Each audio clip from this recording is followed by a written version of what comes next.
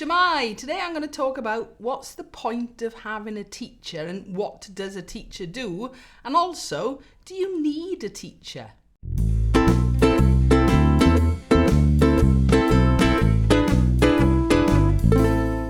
I'm talking about bass at the minute, but over the years I've taught cello, I've taught bass guitar, double bass, ukulele, violin, even recorder. And to be honest, all of those teachers do pretty much the same thing. So in a lesson, what is a teacher actually doing? Mainly looking and listening. They're going to be looking at your technique. For bass, they're looking at your left hand and your right hand. And also they're listening for issues that might be connected with your technique too. Apart from technique, they are listening for correct note and correct rhythm. Other things teachers do is they demonstrate to the student or the pupil how to do something. They should be providing resources and, of course, offering advice. So hopefully the teacher has experience in both teaching and playing.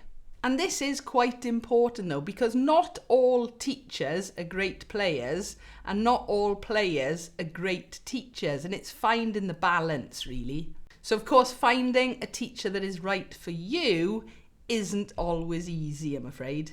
Unfortunately, there are some poor teachers around. Very often they will be telling you what you have to do or what you must do to be the player that they're expecting you to be. And very often will just tell you what you're doing wrong and not necessarily give you advice to make something better. Or give you different ways of doing something that might be more suitable for you because that's the only way they know.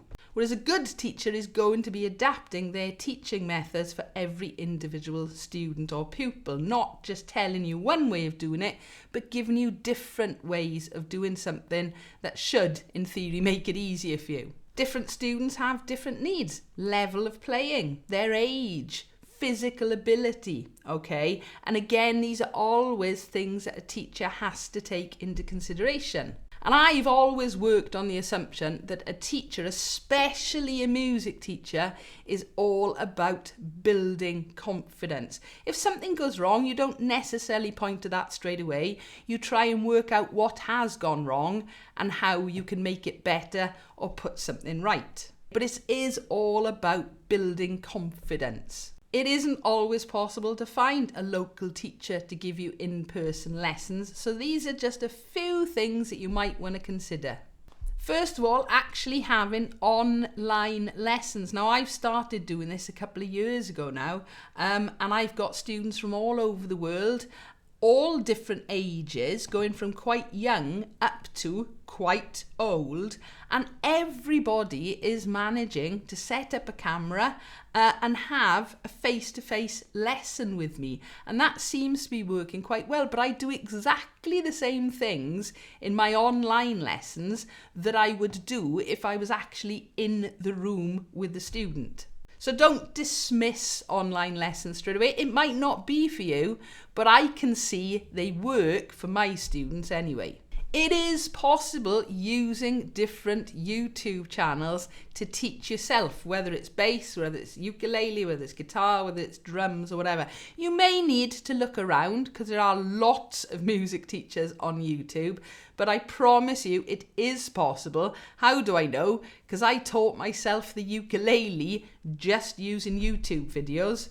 And in fact ended up making different YouTube videos to help other people learn as well. This is aimed at bass players, but it works for any instrument. Go and watch live musicians. Focus on the bass player or indeed on the drummer or guitarist or whatever you were learning, okay? Because by watching them and listening to them, you can learn an awful lot.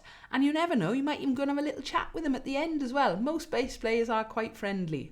Listen to bass lines if you're just listening to music in the car or listening to the radio, or if you're listening to something specific, try and pick out the bass line, and that will help you with your learning too.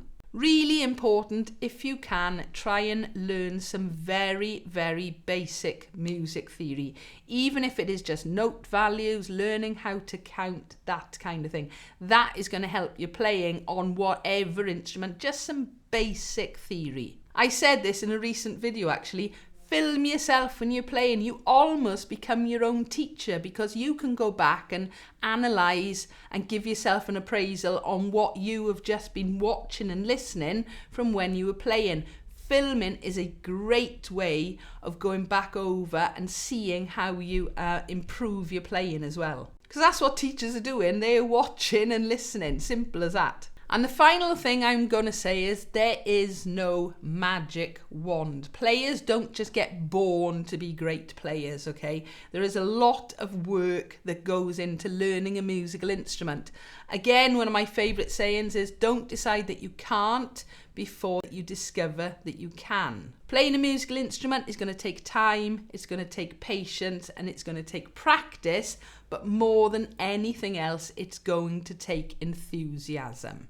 So I do hope this has helped, just hearing it from the perspective of a teacher, okay? Yeah, of course you can teach yourself online, especially with YouTube and things these days, but knowing a few little tricks will help you learn with or without an online teacher or a teacher in person. But remember, the work you put in is going to pay off, and it is never too early or too late to start playing a musical instrument. Well, I do hope this video has helped. If you'd like to support me here on the channel, I have got a Patreon site and I'll pop a link in the description below for that. As always though, if you've got any comments or questions, please feel free, leave them below. Give us a like if you've enjoyed, and don't forget to subscribe so you don't miss out on new videos. Thank you for watching.